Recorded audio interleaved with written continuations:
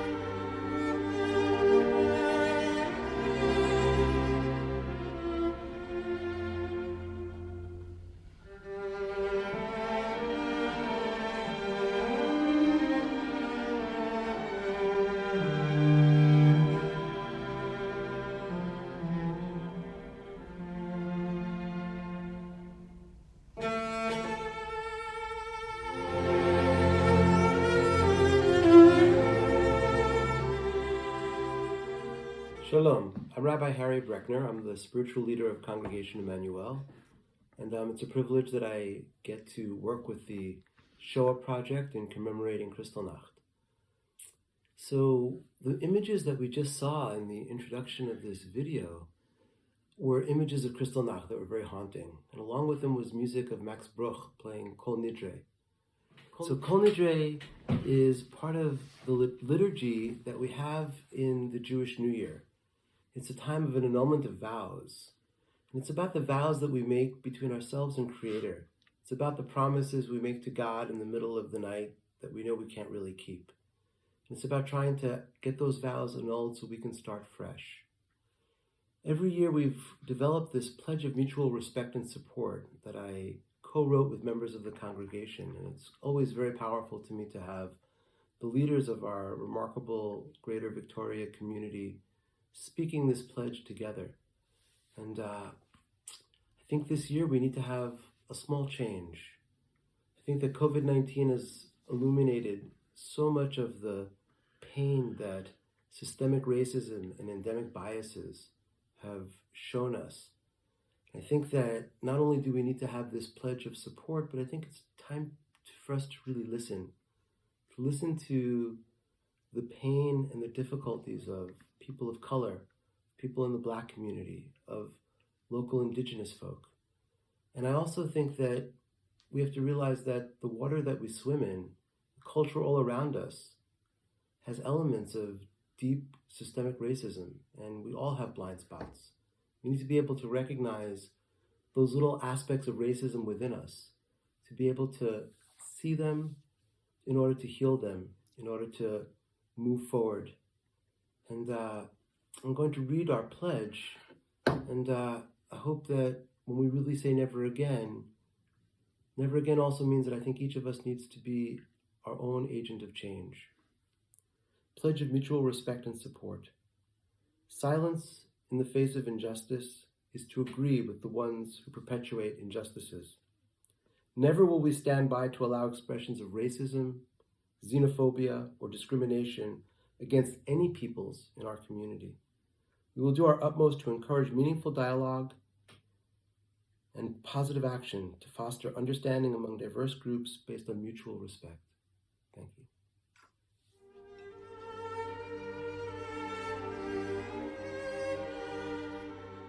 Hi, I'm Lisa Helps, and I am the Mayor of Victoria. I pledge not to be silent. There is no room for racism, xenophobia, or discrimination of any kind in our community.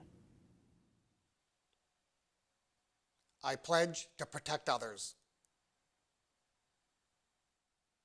I pledge not to be silent.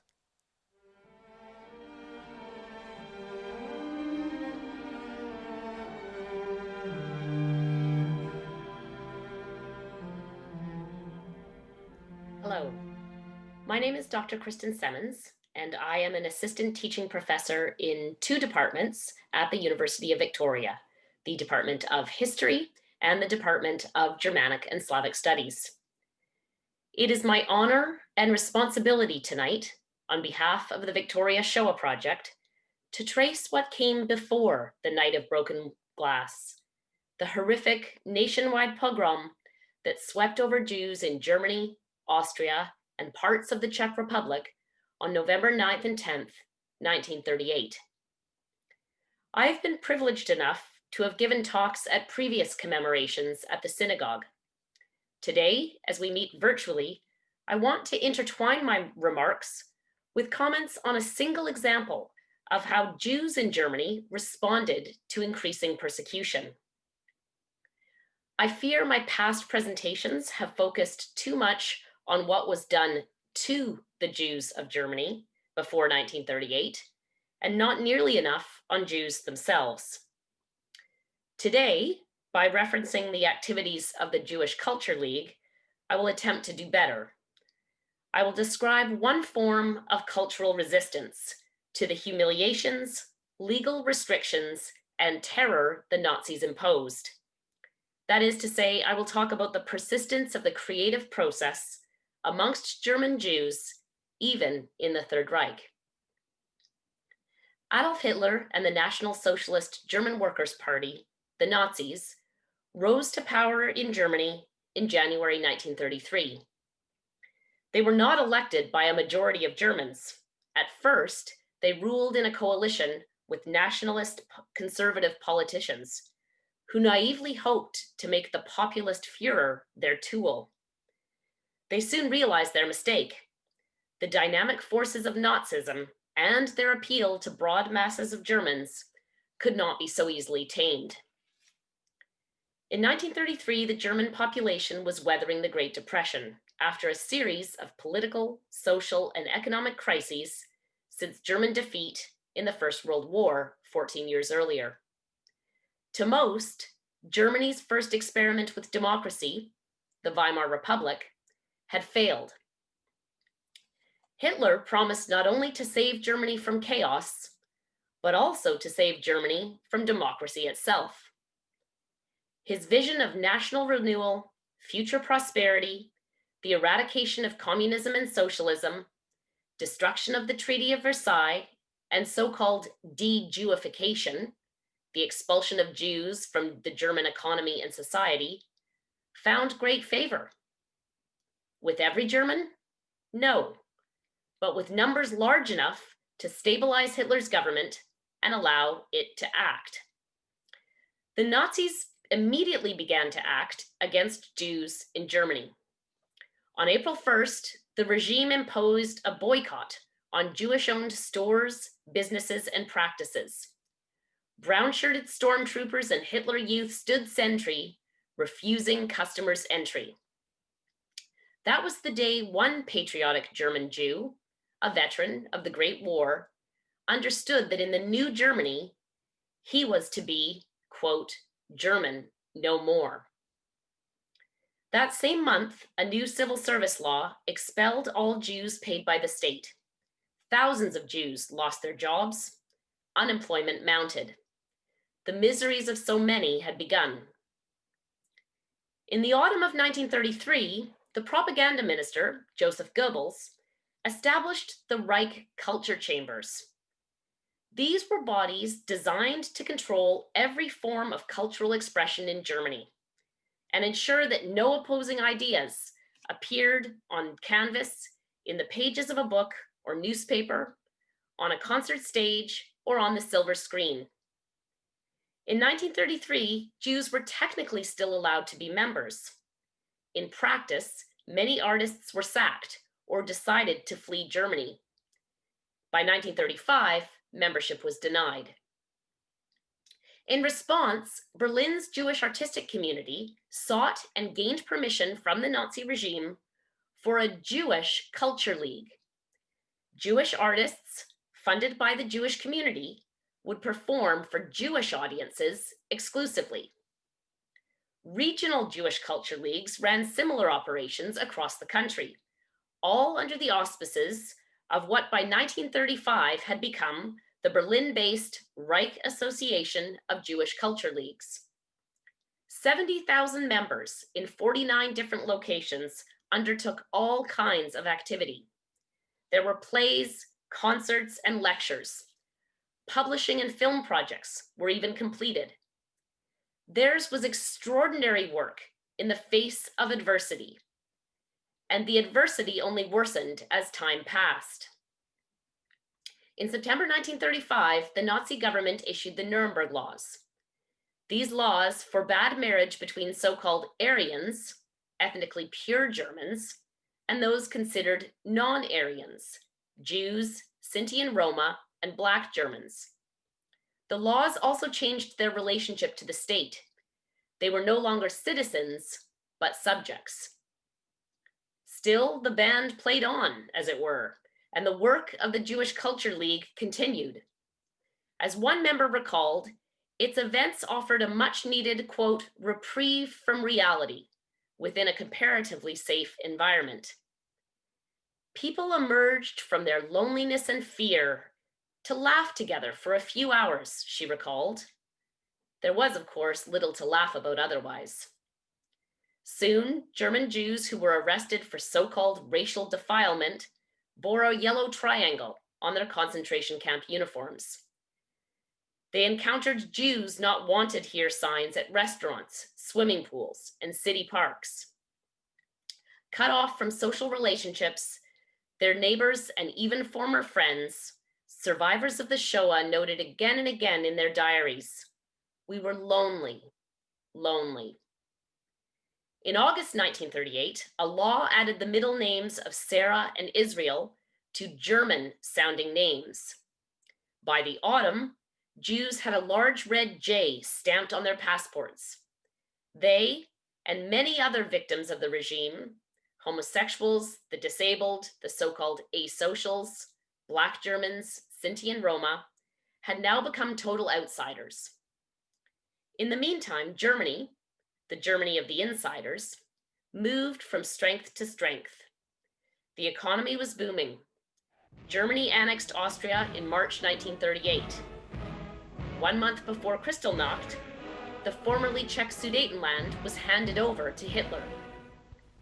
Those successes convinced even those Germans who had once been opposed to Hitler that he was good for Germany. On the eve of Kristallnacht, the Culture League was still allowed to continue its operations. However, these always occurred under the watchful eye of the Gestapo, and the regime itself dictated programming, prohibiting, for example, any performances of the German greats like Goethe and Beethoven. It is this fact that the regime controlled what the Jewish Culture League did that complicates its story somewhat.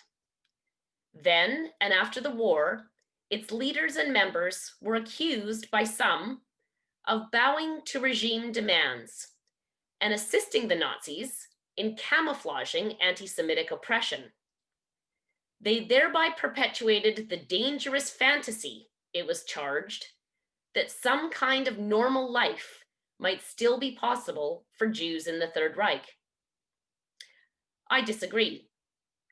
The League, despite being permitted by the regime, also offered an opportunity to remain creative and productive amidst the great struggle for basic survival. Given that ending Jewish survival in Germany was the Nazis' goal, at this point, their economic and cultural survival, not yet their physical survival, to stand against it in any way deserves recognition and admiration. It was, in the words of one historian, an incredible example of construction during destruction. It was Jewish self-assertion in the face of the Nazi determination to extinguish. On November 9th and 10th, 1938, that destruction took more physical forms in the broken glass lining Germany's streets, in the bruised and broken bodies of assaulted Jews, and the columns of men marched off to concentration camps. Yet even after Kristallnacht, the Jewish Culture League continued its activities until 1941, when the Gestapo ordered its closure.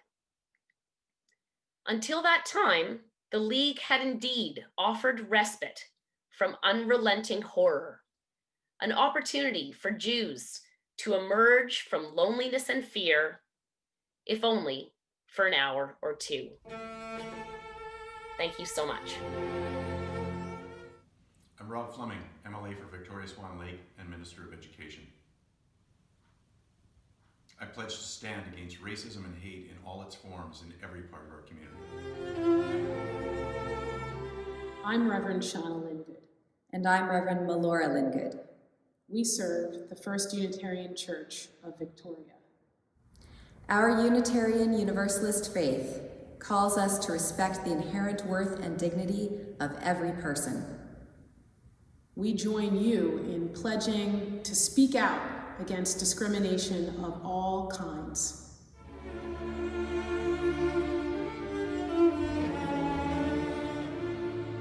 I pledge not to be silent. My voice will be heard.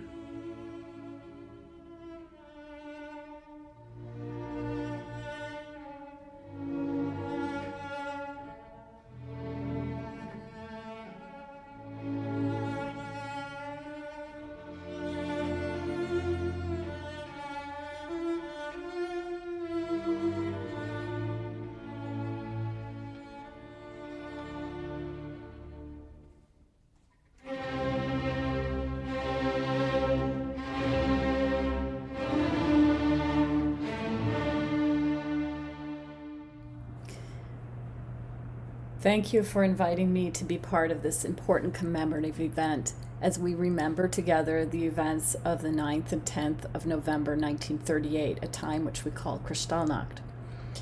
My name is Dr. Suzanne Snizek. I am currently an associate professor at the University of Victoria in the Department of Music and the Faculty of Fine Arts. Since around 2007, my creative research has focused on what is called suppressed music, the vast body of music that was suppressed by the Third Reich. Some of the suppressed music was seen as aesthetically undesirable for some reason. Some of it was suppressed because it was written by political dissidents, all sorts of reasons. But the primary reason, it was simply because it was music created by musicians with Jewish backgrounds or perceived as Jews by the regime. The music I've rediscovered has been a joy to me, a breath of fresh air, really. Musicians really get tired of playing the same circle of recycled works, no matter how great they are. We just get tired of it.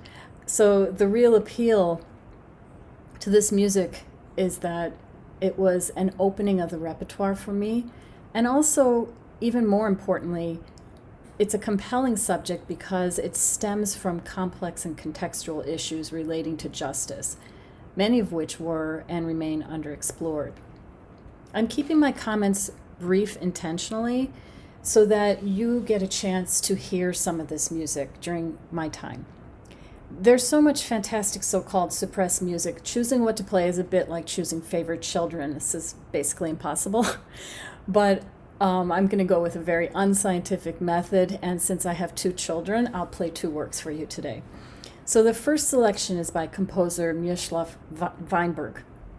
Weinberg was a Polish composer, and with the Nazi invasion of Poland, he fled eastward to the Soviet Union.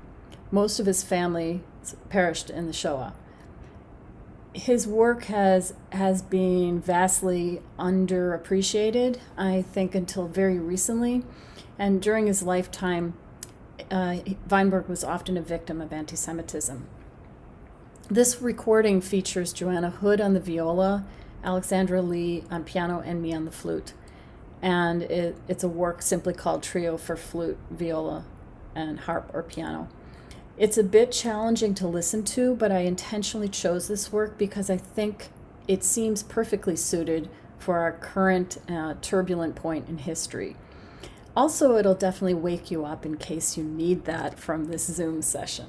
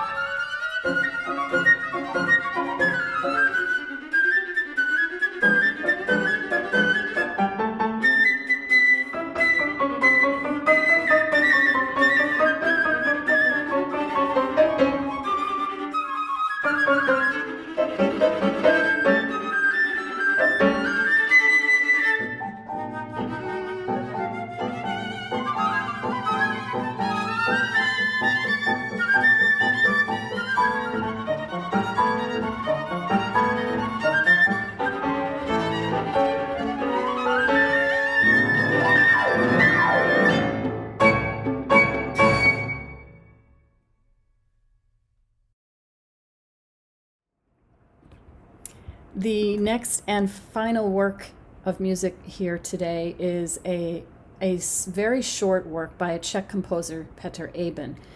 He suffered both under the Nazi regime and the Stalinist regime. As the son of a Jewish father and a Catholic mother, he was imprisoned in Buchenwald as a young man. He managed to survive that, only to then suffer further under the Stalinist regime. And it was under the Stalinist regime that Eben produced much of his life work. This very short movement that you will hear is for flute, voice, and piano, and performed here by tenor Benjamin Butterfield, pianist Alexandra Lee, and myself on the flute. And the movement is called Liebe, which means love.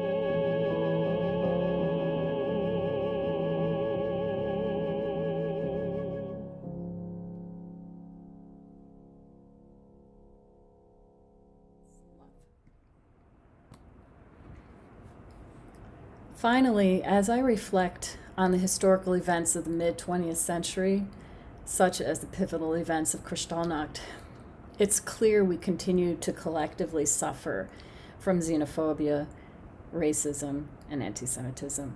Our fears tend to divide us, leaving us vulnerable both to tyrants who promise a return to greatness and also to our own ethical weaknesses.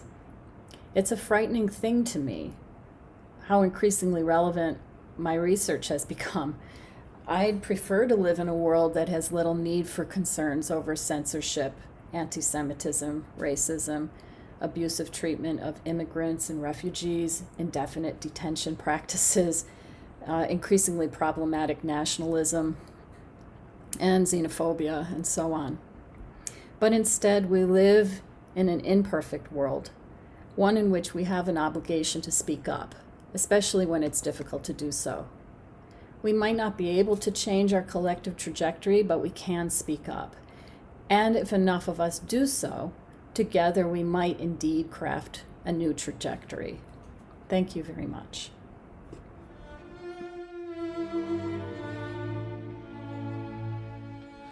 I pledge to speak out against racism, xenophobia, and discrimination.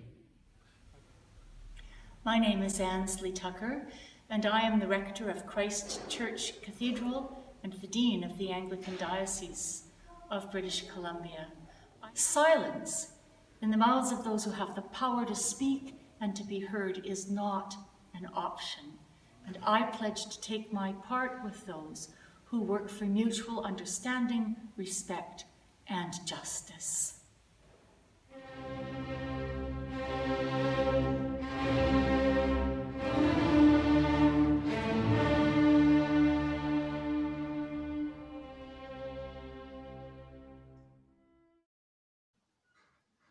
This is my mother, Edith Matus, and this candle has been lit in honor of her uncle, Bernard Weiss, and his wife, Fanny, who jumped out the window to their deaths to escape the Nazis, and to all the other victims of the Holocaust. My name is Helga Thorsen. I'm an associate professor of Germanic Studies at the University of Victoria. I'm lighting this candle in memory of my great-grandmother, Dora Pincus Staub.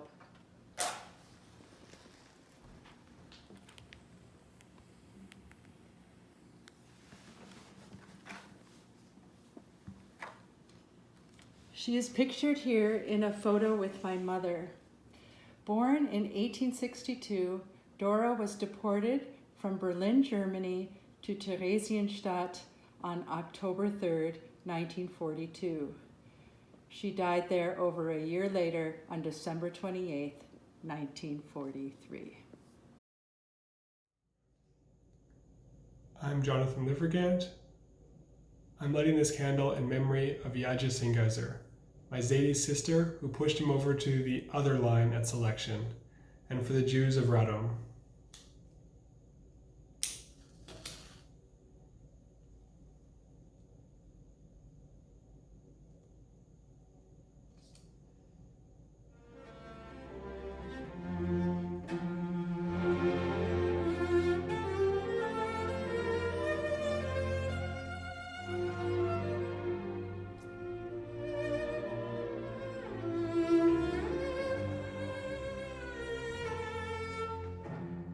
I'm lighting this candle in the memory of my parents who died in the Holocaust, and also for the 6 million Jews who died in the Holocaust.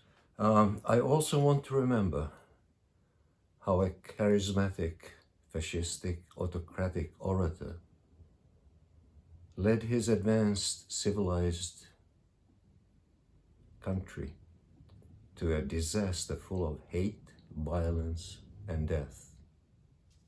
He did it by passing restrictive laws which made it all legal, and appointed his henchmen to carry out his diabolic aims. We cannot let this happen again.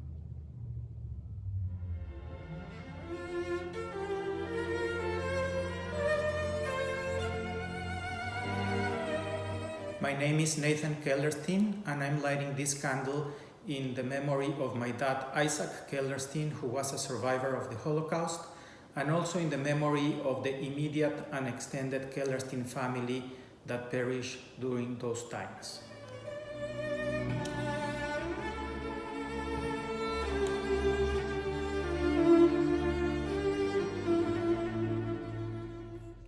We are lighting this candle in the memory of our great-grandparents.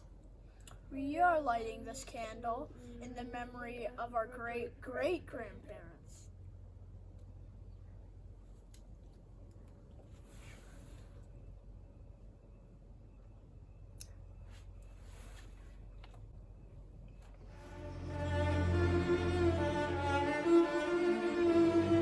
I remember the 9,772 disabled people killed in the Brandenburg Euthanasia Center in Germany starting in 1939 as part of Germany's T4 program, as well as persons with clinical conditions like Alfred Israel Hess, who were taken from the Jewish Psychiatric Hospital in Bendorf and were likewise murdered by doctors and nurses who broke their entrusted oath to care for their patients. In these stories, we witness the increased desensitization to killing human beings deemed unworthy of life that led up to the loss of 6 million Jews and millions of others from vulnerable populations. I light this candle in remembrance and hope.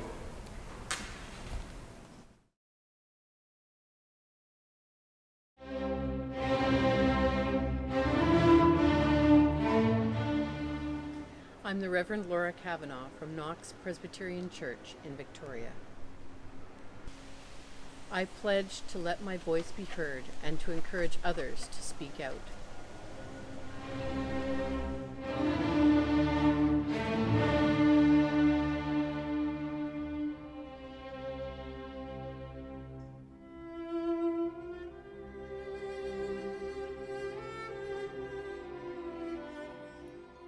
What you forget and what you don't forget, that is what decides the course your life will take.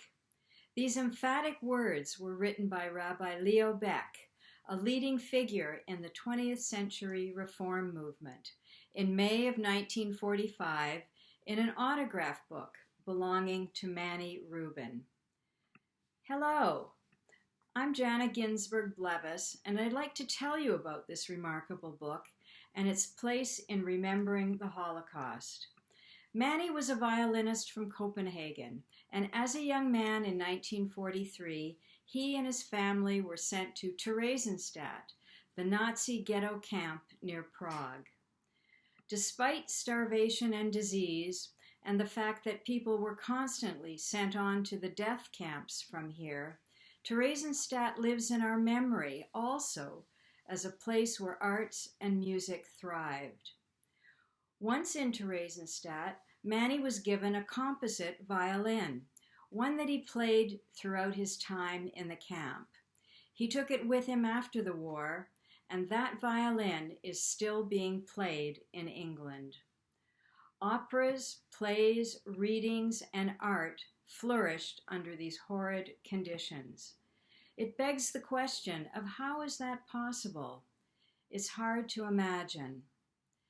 The composer Victor Ullmann wrote a piano sonata there. The artist Hilda Zadekow created drawings and an impressive Jewish calendar. And Alice Her's Summer played over 100 concerts in the camp. They and many others are in the autograph book. There is an emotional documentary, Defiant Requiem, about an American composer who went to Terezin recently with a choral group to recreate the performance of Verdi's Requiem that was sung in the camp. The rehearsals, background stories, and the room where the concert was performed takes us back to the war years. The resulting concert connects us to a deeper level of awareness that music is so necessary to our well-being. Manny's autograph book begins as the war is ending. The first entry is April 19th, 1945. The book is filled with optimistic greetings, small pieces of music, and many beautiful illustrations as people leave the camp and prepare to begin to live their lives again. Many of these creative people return to their previous careers in the performing arts. What a gift for us to have this very personal piece of history, which can be found today on the link at the Shoah website. We've included updates and stories as well as the translation of the book. You'll find musicians who were part of orchestras, actors, illustrators, the very fabric of cultural life in Europe. In our research, we found rich stories about many of these people that add to our studies of the Shoah. We are pleased to say that the original book has been donated to the Canadian Museum for Human Rights in Winnipeg for their Holocaust Gallery. From the autograph book, a page written by Rudy Pick. Music must be the most demanding lover, requiring unconditional devotion of body and soul, each and every day and for one's entire life, in memory of a time of making music together. In thinking about our place in this mosaic of post-war life, we are both tiny and epic at the same time. These words are from Colum McCann, author of A Paragon. From another novelist, Maggie O'Farrell, what is given may be taken away at any time. and we know that so well. Echoing Rabbi Leo Beck from Elie Wiesel, it is memory that will save humanity.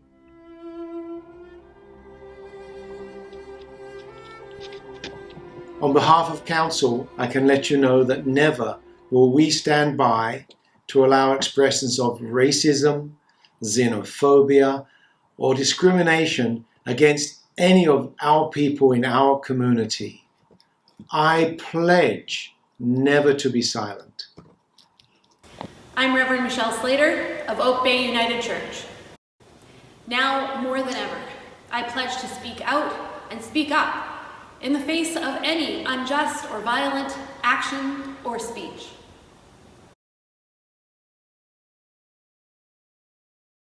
And we are going to play the saraband from Leo Smith's Suite for Cello and Oboe. I'll be playing the oboe part on the violin. Leo Smith was a Dutch composer born in 1900 in Amsterdam. He enjoyed quite a bit of success as a young composer. The Concertgebouw and others performed his music on a regular basis, but then when the war started, his music was banned because it was considered degenerate,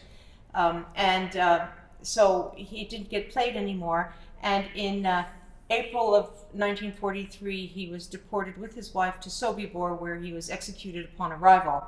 So the good news, there is a piece of good news in this, which is that his music has all survived because he somehow figured out that something was amiss, and he gave all of his manuscripts to 2 of his students. And so now we have all of his works. He did tear off the title page, and he told them what he was doing in order to save them, actually. In any case, it means a lot to me, as a special resonance to me, because Leo Smith, as an Amsterdam Jew, might have known my parents, who were also Amsterdam Jews and who were luckier. They immigrated to New York in 1939, and so they didn't suffer the same fate, although many in their family did.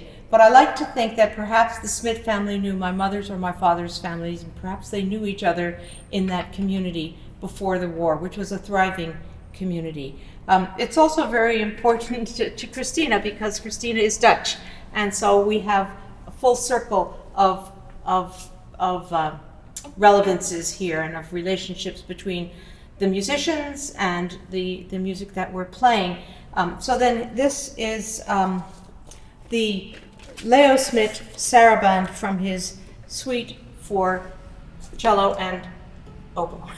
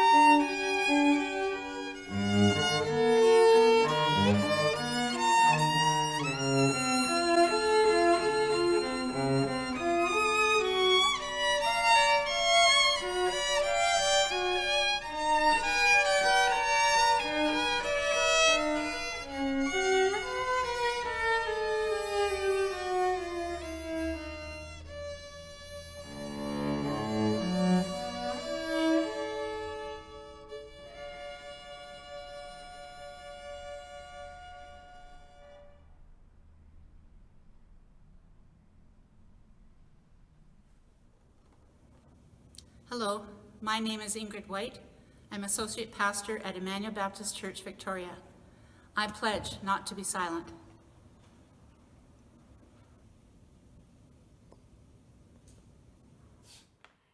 I'm here to stand with my friends from the Victoria Shoah Project and pledge my support in our fight against racism, xenophobia, and discrimination in all its forms.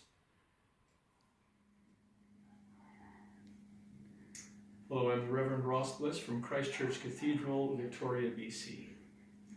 I pledge to object, but also to listen, because this may be the only way to dialogue with those we disagree with. Our hope is to change hearts and minds, and above all, to hold to principles of truth, justice, and mutual respect.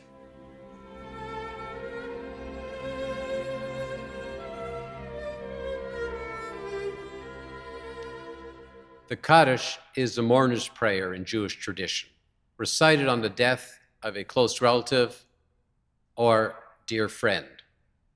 It is in Aramaic and is a beautiful prayer and has a central role in our tradition.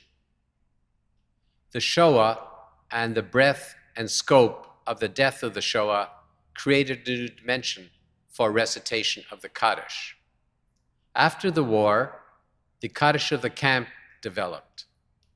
There are many versions of the Kaddish of the camp, all with a central theme. A line of the Kaddish is recited, followed by a name of a camp, village, or locale where Jews were murdered. Today, Elisheva and I will lead you in recitation of the Kaddish of the camps in dedication of those who perished. My parents were born and lived in Bukovina in Eastern Europe in Romania, in small villages called Suceava and Strojenic. They had a full and rich life until the fall of 1941, when they, together with many members of their family and friends, were rounded up and deported to a camp in the Ukraine called Bershat.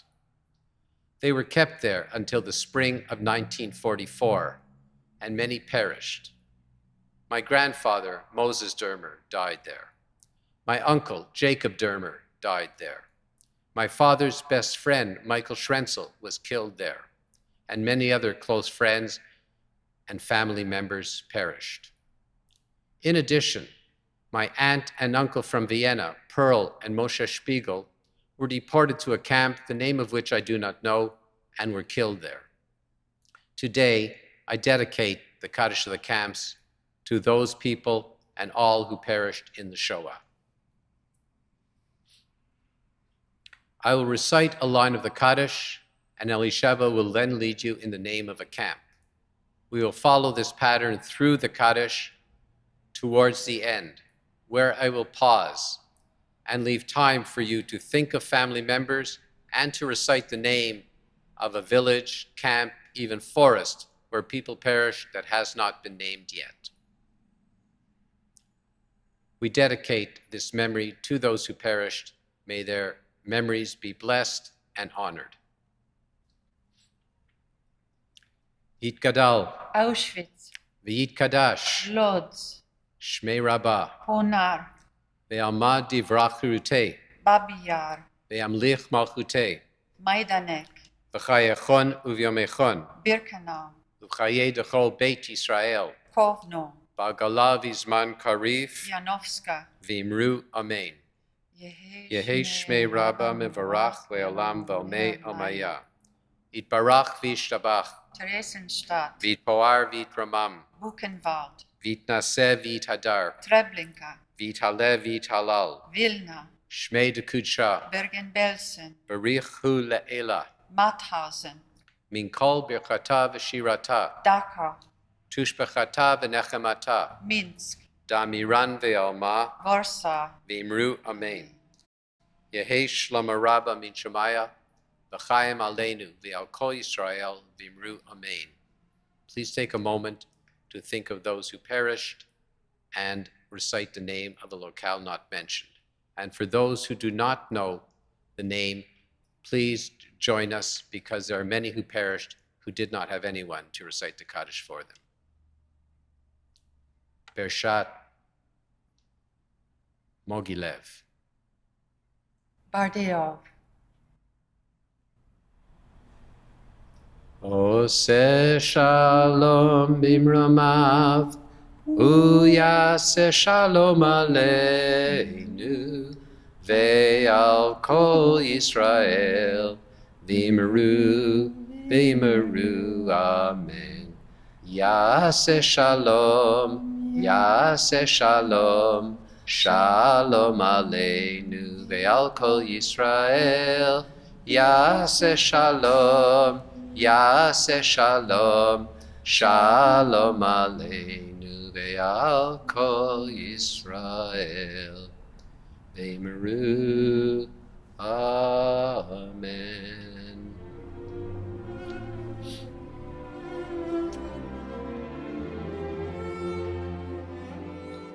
Hi, I'm Sheila Flood from the Baha'i community. I'd like to offer our best wishes on the occasion of Kristallnacht as we all draw together in love and solidarity with the Jewish community.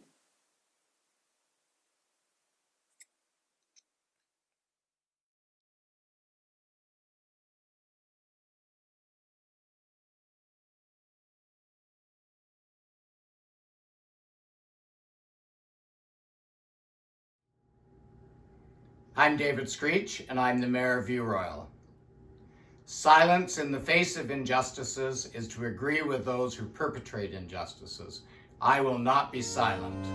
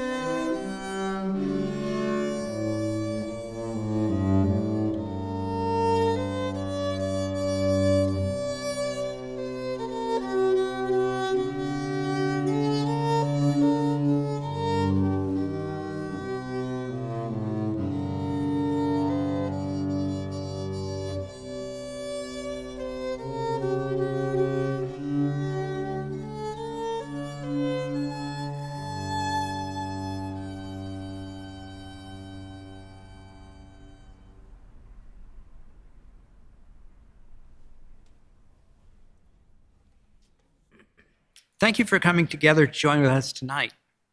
If you would like further information on our organization, we invite you to view the Victoria Shoah Project website.